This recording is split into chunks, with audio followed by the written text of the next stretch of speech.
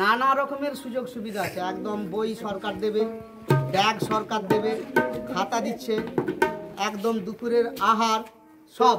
তাহলে পড়াশুনো করতে আসতে হবে।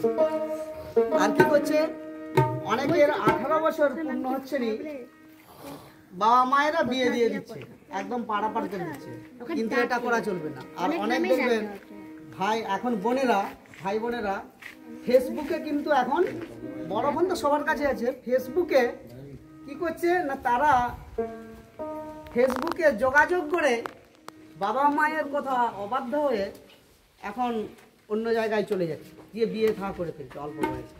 এটা একদম স্টপ। ফেসবুকের ফাঁদে কেউ পড়বে না, একদম। ফেসবুকে পড়াশোনায় তোমরা সময় ব্যয় করো, ঠিক আছে, কিন্তু ফেসবুক থেকে খুব তোমরা সাবধানে থাকবে। তাই কম বয়সে মেয়েদের বলি বিহা দিয়ে সমাজে, কম বয়সে মেয়েদের বিহা দিয়ে সমাজে এই আইনি